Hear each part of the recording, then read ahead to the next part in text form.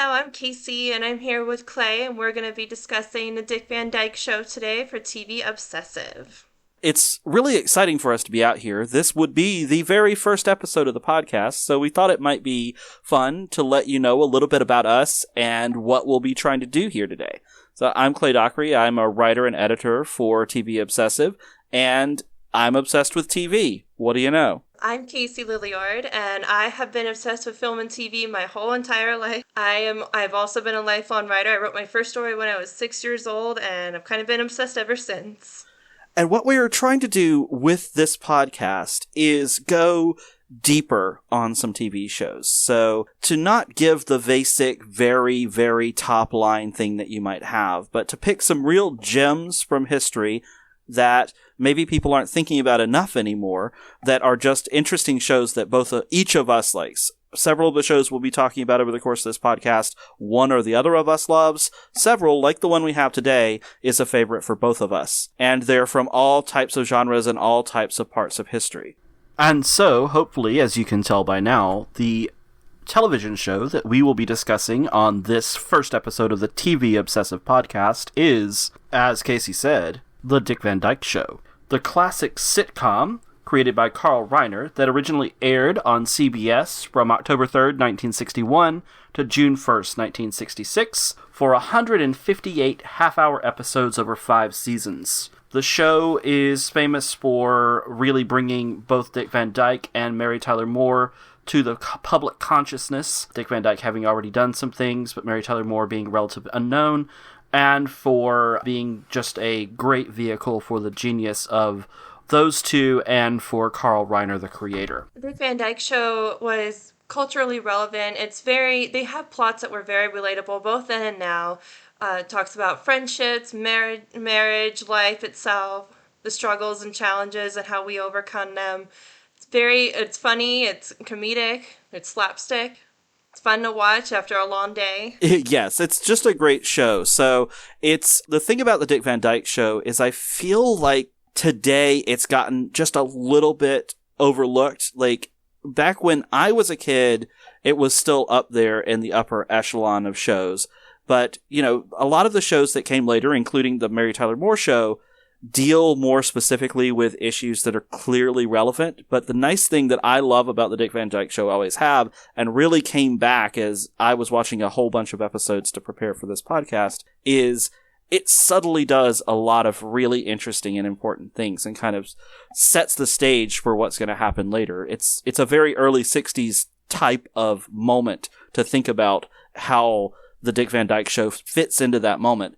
And so that's one of the ways that we'll talk about things today. We're basically going to help everyone bring the show to life by talking about some various categories that we've come up with. The first one, though, is probably the best thing about the Dick Van Dyke Show, which is the characters.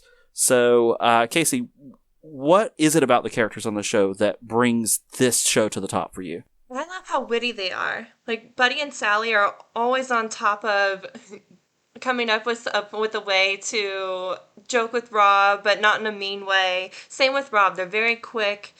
They have to be. They're comedy writers, and they're obviously professionals, but they carry that into their personal lives as well. And it's pretty funny how they combine the two. And Laura as well. Laura is not part of the tribe, so to speak, but she has her own level of comedy that brings a new flavor to the show. It brings another dynamic, and it makes it very interesting and funny, and kind of how it combines the whole thing. It's a great thing. I would say that it really is the biggest strength of the show.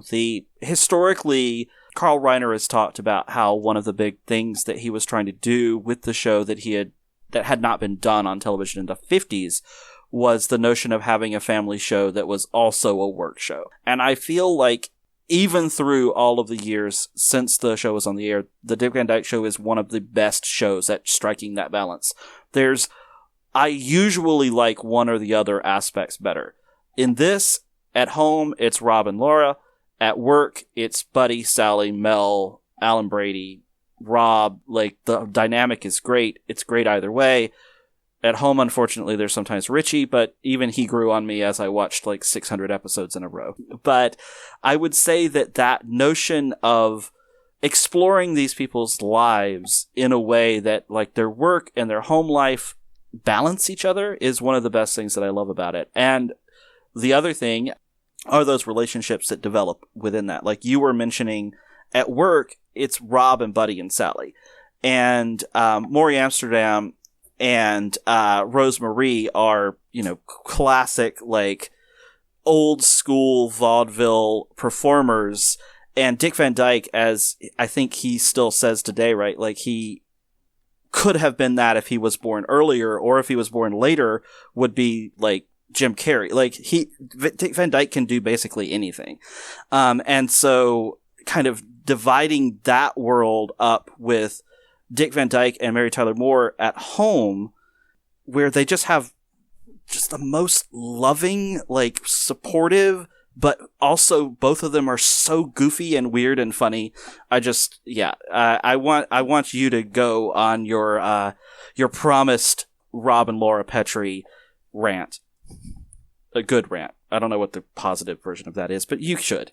Okay, absolutely. Well, Rob and Laura, they're one of my favorite TV couples, like, ever. I love how lovey they are. I love how even when Laura gets hysterical, Rob knows exactly what to do and what to say to make her feel loved and heard. One of my favorite episodes, one of the first ones I ever saw, was My Blonde-Haired Brunette, and I think that is one of the best episodes about them and their marriage and their relationship and how they communicate with each other. And Laura is afraid that she's lost that romantic spark in her marriage, that Rob no longer sees her, that, you know, that they know each other too well. There's no more surprises left. So she starts to be afraid that she's losing him. Well, Millie, her best friend from next door, comes over and tells her, well, you know, whenever my husband starts to overlook me, I just bleach my hair. So Laura decides that that's what she's going to do. She'll bleach her hair blonde because, you know, Rob likes Bridget Bardot, who doesn't like a blonde. And she immediately regrets it. And especially when she asked Rob, you know, how do you think I would look as a blonde? And he goes, well, you look like Harpo Marx, honey. And she's just horrified. It's just devastating. So she's trying to get Millie to change her hair back to its natural color before he shows up and he can see anything. And the moment he comes home and half her hair is blonde and half her hair is brunette, it's like this weird Cruella de Vil kind of look. It's pretty funny. And he's just, the look on his face is just, it's priceless. It's one of my favorites. But then she starts to cry, and it's that famous Laura cry where it doesn't really make sense. You know, and Harpo Marx and the gray hair. She's just losing her mind, and he's just like, oh, honey, you know, come over here, and he's hugging her, and he's just, I understand, and it just takes that for him to know exactly where she was coming from and what was happening. And it's episodes like that I love about them. I love the flashbacks too, where they show them dating when Rob was still in the army and Laura was a dancer. And she did not like him at first, which I thought was pretty funny. She was bound and determined that this man, she's never going to see him again. She was just done. And Rob is like, that's the girl I'm going to marry. Totally opposite pages. And he even broke her foot. Not intentionally. They were dancing and he stomped on her foot with his big combat boot, and oh boy. But it was actually turned out to be a blessing because it got her to change her mind about him, because he would go and visit her in the hospital and bring her flowers and hang out with her, and, you know, gave him the chance to actually get to know the real person, you know, the real people beneath all that. Yeah. that showbiz, I suppose. So I love those episodes about them. And, you know, even the episode where they, like when Laura meets Rod's parents for the first time is another favorite of mine. I think it's called Pink Pills and Purple Parents. She's so nervous about making a good impression on her in-laws that she takes some of Millie's pills for anxiety, I think they were. And she goes a little overboard and acts very wacky after that. But the in-laws are endeared that, you know, she was worried enough and cared enough to make a good impression on them that, you know, it was coming from a good place. She didn't have a problem like Rob's mother was referring to it. So there's a lot of endearing, sweet moments, and I love that you get to see different times of their relationship before the Ellen Brady show, before they really knew each other, before they got married. There was even an episode where they nearly got divorced. You know, it wasn't always champagne and roses for them. They had hard times, just like everybody else did. So, I guess in summary, the Rob and Laura, they're just one of my favorite couples because they're so relatable and they're so sweet to each other and they're so kind, and no matter what, they're in everything together. Yeah, all of that is 100% true, and I definitely feel that too. The other thing that I love so much about the two of them and their relationship, which is true of all of that, but is also just how much of a spark there is between them.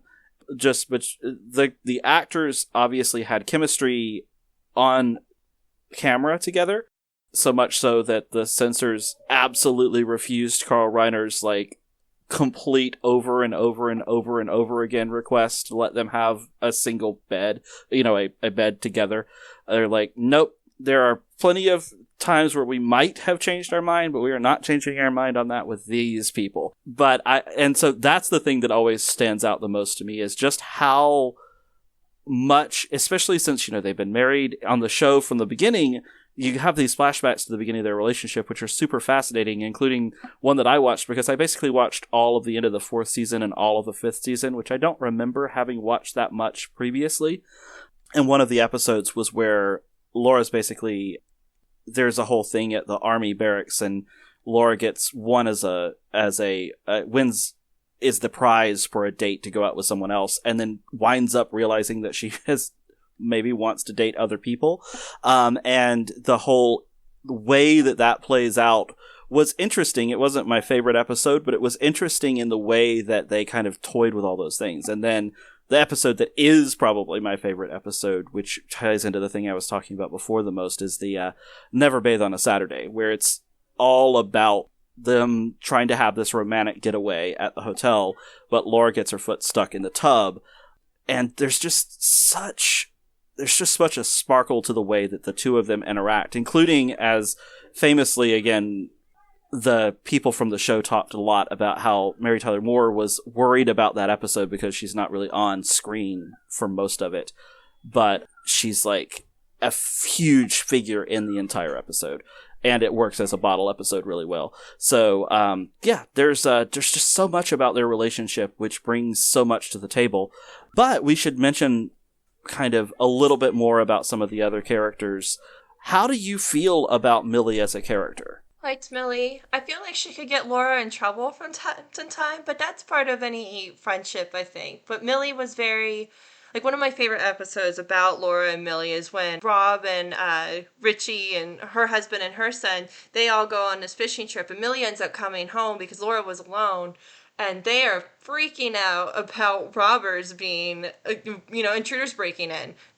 Laura sets up this whole thing of cans by the door so they'll hear anything if somebody breaks in.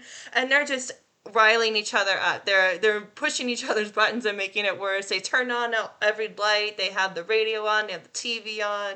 Millie's asking Laura to talk to her from the kitchen, but Laura can't hear her over all the other noise.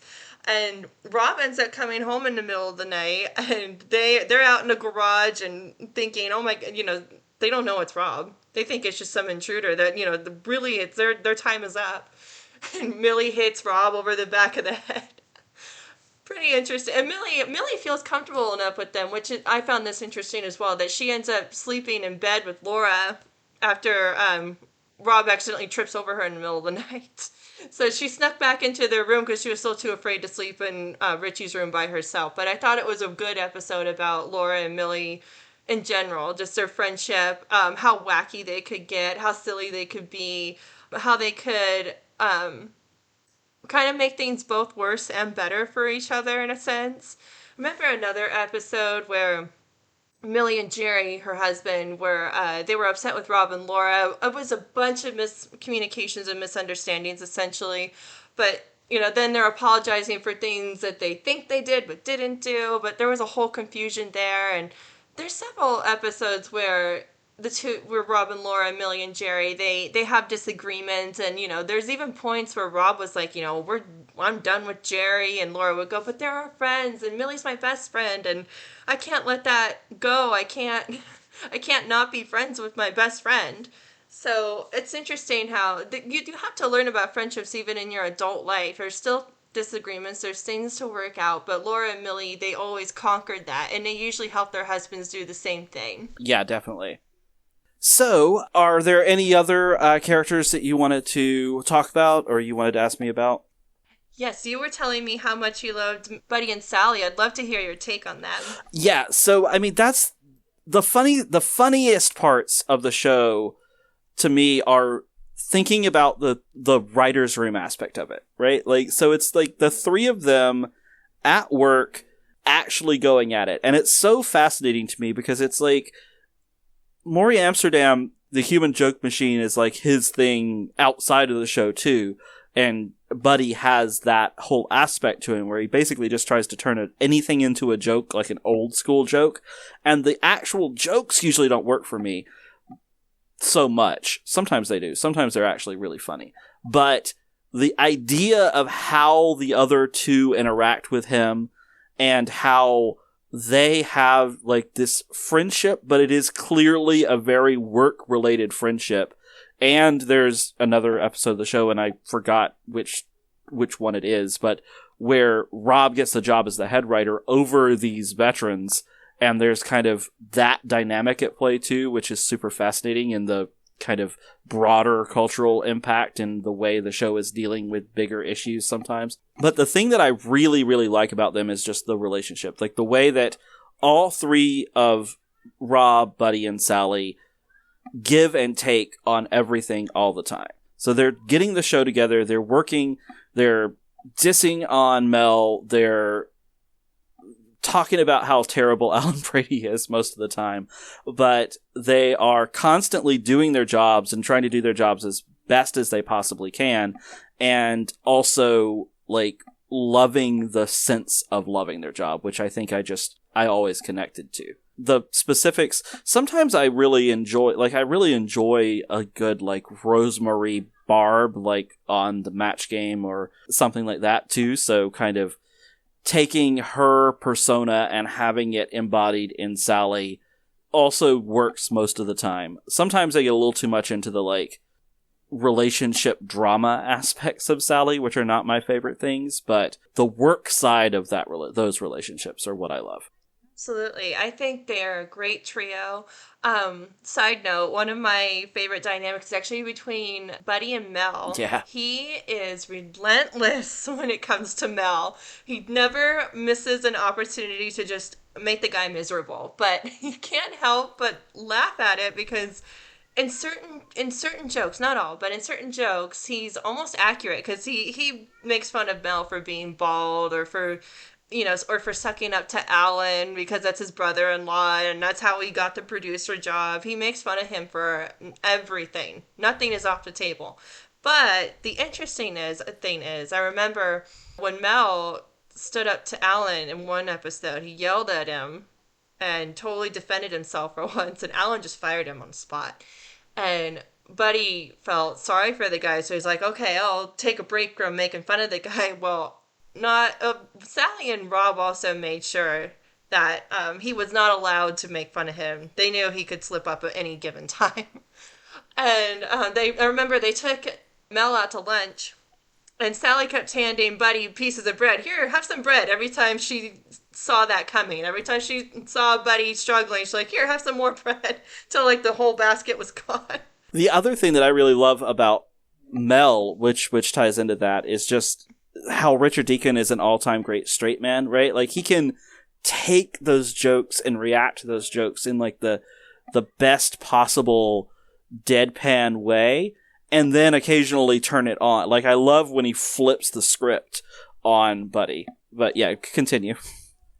Oh, yeah, totally. He has some good comebacks himself. He always expects Buddy to give him a hard time. It's never a surprise. So it's almost like he comes up with potential comebacks before he's even in the room. He's like, I already know what's coming. I'm going to have to come up with something even better. Yes. All right. So one of the other things that we had said that we were going to talk about was kind of the cultural impact of the show, whether the show has impacted pop culture through the years, how it has, that type of thing. Clearly, I mean, the show is, 60 years old now? but I do think it does have a lasting cultural impact. It certainly had a cultural impact when it was a new show. But what do you think about for that? Well, two examples come to mind. One of them is, well, Laura kind of challenged the norm of what housewives were like. She still participated. She still danced. She still danced at parties. I mean, I think in one episode she even went on the Alan Brady show for a second and kind of got her old job back.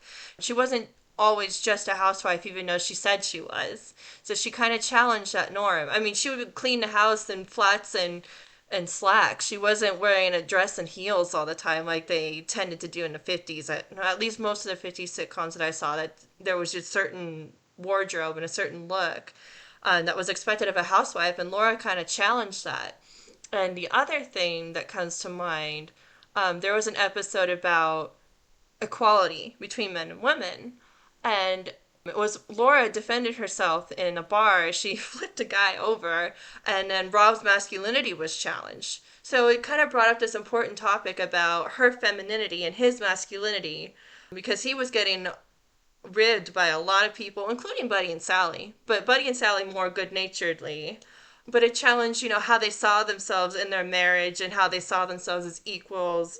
And it wasn't just the man's job to defend his wife. His wife was capable of defending herself, and even going up against Rob. She managed to take down Rob on one occasion in that same episode. So I found that very interesting that they challenged that kind of marital norm. Yes, I think that there were quite a few of those things. And again, like I was mentioning earlier, I find it interesting the way the show, over the course of the 5 seasons, weaves in this kind of narrative of these people are open-minded, left-leaning people from that era, right? Like, there are several episodes about working together with people of color. There are several episodes about women in the workplace. And again, the idea of Laura Petrie actually being a housewife, but not that she felt like she had to be, right? Like there's something about that is interesting. And again, all of that leads to the way that Mary Tyler Moore transitions into the Mary Tyler Moore Show once that becomes a thing at basically 10 years later. It's super interesting to me how the show builds on all of this stuff and kind of sets the stage for so much. And the Capri Pants thing was such a gigantic issue for the network again. The network did not want Laura Petrie in pants, and Mary Tyler Moore was like, why on earth would I be cleaning the house in a skirt? It doesn't make sense.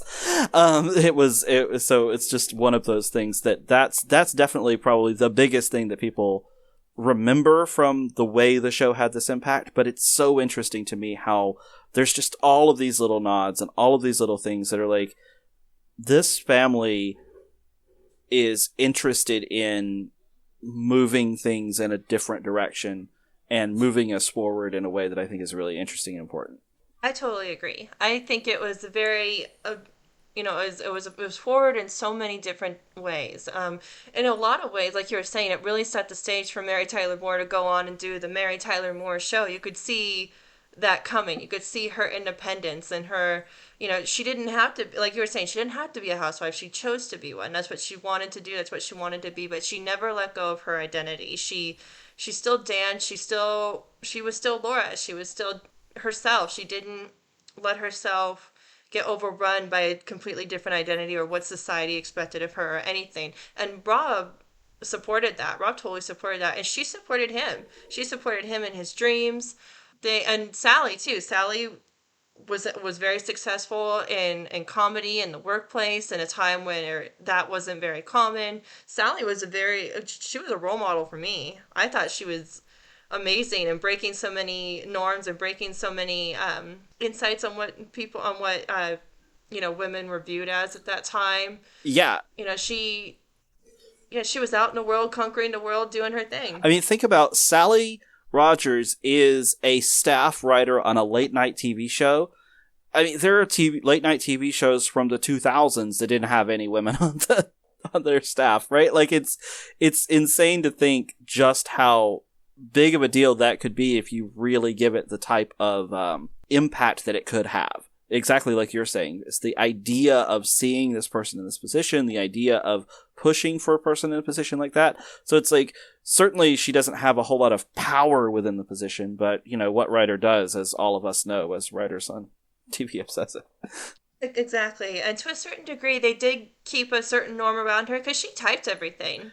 They kind of had her set up as like the secretary, even though she was contributing a significant amount of jokes herself, and she was performing. She was on the Christmas special. She performed in the prison with them in that one episode that I can't recall the name of, but she was a performer. She went on to other shows, and in the show she went on game shows and things. But it's interesting. They kind of did a combination of what was expected and what was not expected. Sally was kind of a conflict in a sense. Yeah, certainly. It's interesting, right? Because, yeah, she is always typing the things, but she is also always part of the jokes, and she doesn't defer in any way to Rob, or especially not to Buddy. So it's like Buddy will throw out a joke and she's like, nope, that's terrible, which I absolutely love, because most of the time they are. Yes, absolutely. She was not afraid to speak her mind. She was not afraid to stand up for herself, and they respected her for that. Buddy and Rob, they really did. And Mel, I think, did too. And Alan just didn't respect anybody but himself. That's a whole other story. Yeah, Alan Brady, not the best guy. Great character, not the best guy.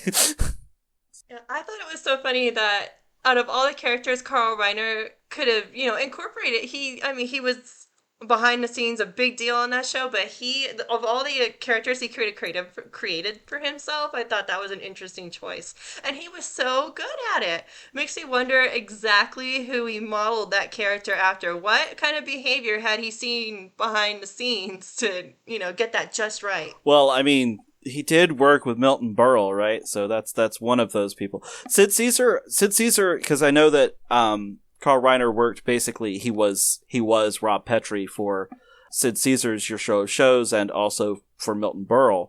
I can't remember what's Texaco Theater. And Sid Caesar I've always heard better things about, but Milton Berle, I don't know anyone who ever had a nice thing to say about him. So I feel like Alan Brady is kind of a combination of the two. Oh, that's true. I can see that. And then, of course, the character that Carl Reiner wrote for himself is Rob Petrie. But then they didn't want a person of Carl Reiner's stature and ethnicity, I would say, in the role. So they made him recast it. What the original pilot had Carl Reiner in the main Dick Van Dyke role. And I know that he worked on he reworked the script, and then once they got Dick Van Dyke, who was already coming off of some big things on Broadway and had not yet been like Bert, they realized they had like the person who was going to headline the show, which was super interesting. And then that's the greatest thing, though, talking about Carl Reiner and the way that he puts himself as Alan Brady. He really is good at realizing the strengths of the cast, like building up Laura's part because Mary Tyler Moore is so good, and having Dick Van Dyke do all of this physical comedy, which I just don't imagine Carl Reiner in that side of it, like even just the classic tripping over the ottoman at the beginning, or not, which is every single time. I can't ever not watch the beginning of the show, like the credits of the show, because even though it's just the two options, and then I hear there's a third one, but I can't remember what the third one is. I love it every single time as he either trips over that ottoman or he sidesteps it.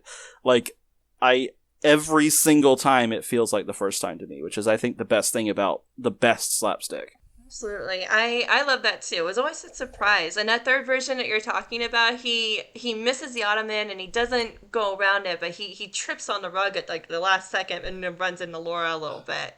It's that third version. I love that. That one must not happen very often, though. It's just like 1 or 2 episodes. Something. Yeah. No, I don't think it happens very often, but I actually really like that one. That one almost seems to be, you always see the Ottoman one coming. There's one version or the other. That third one is less common, so I think it's very interesting. But it's, Dick Van Dyke was also very, very gifted. If you watch any Dick Van Dyke movie or show or anything, he's very good at physical comedy. He has the movements just right, and he knows how to make it look like it was, like it wasn't intentional. He totally he had practiced it, 1,000 times, but it looks like he's doing it the first time. He's very talented at that. Yeah.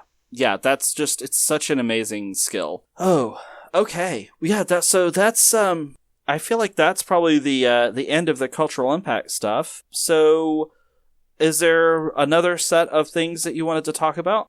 We could do a couple of our favorite episodes, just kind of reference those. Yeah, sure, let's do it. If you want to go ahead and start. Yeah, so like we already mentioned Never Bathe on Saturday, which is probably my favorite episode. I don't know what that says about me, but it's probably for the sadly purient reasons that everybody remembers it, but that's okay.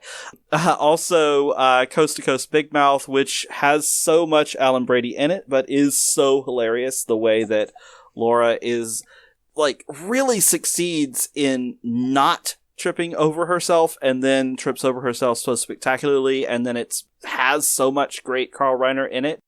And then her apology to him at the end of it is just hilarious. So those are both really, really funny episodes that I really enjoy. And then there's just 100 other ones, but it's hard for me to think of them as individual episodes sometimes, especially since, as I mentioned, I wound up binging like the entire 4th and 5th season in like 2 days when we started having this, when we started having the idea to do this podcast. They are so easy to get lost in, and it's just one after the other. On Freebie, there's a Dick Van Dyke channel, and it just plays all the episodes all the time.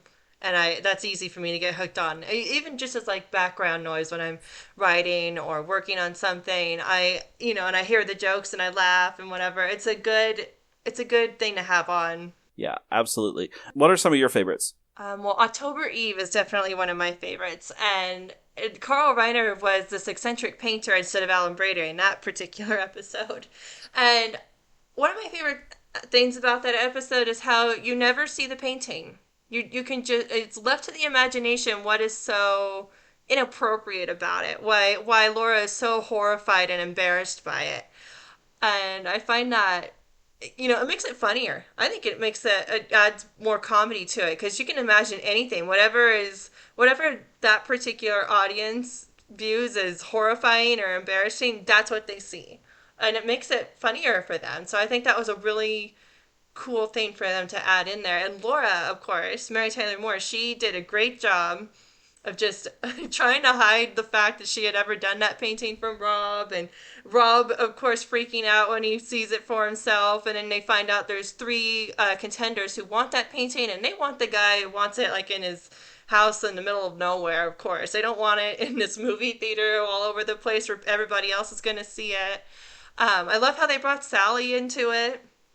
Sally's the one who found the painting in the gallery and told Laura about it. Obviously, it looks enough like Laura for her to know who it is, so that's interesting as well. And then, of course, Carl Reiner is this eccentric painter. I am an artiste. I am a genius. I'm not going to wreck it. Because Laura tried to destroy the painting, and he was just so offended by that. He was offended that she wanted him to repaint it and reconstruct it and, start all over again, because it was his masterpiece. Nobody was going to tell him any different, so I thought that was pretty hilarious as well. All the different dynamics and things going on in that episode are what make it one of my favorites. Yeah, that's amazing. That's a lot of really great stuff going on there. Yeah, I'd say that there's just so many gems over the course of the series that it's hard to pick out just a couple favorites. I don't remember what I was going to say. That's okay. Well, do you have anything that you'd like to kind of say as closing thoughts? I guess in summation, the Dick Van Dyke Show, it's a cultural gem, like we've been talking about. It is something, if you haven't seen it, you need to. It's easy to get lost in. It's easy to binge watch them for like the last couple of days, like Clay was talking about. It's a good, happy, uplifting show. It's a good about humanity and how we're perfect and imperfect, and how we come together and how we fall apart and how we, get back on our feet. It's a lot of life lessons that I think are always going to be culturally relevant, because those are life lessons that we, every human learns once or twice or however many times. It's important. And all the actors are amazing. The dynamic is unlike any other that I've seen in any other show. And that's why it's one of my favorite. I would say all of that is so true. And it's so amazing to think about.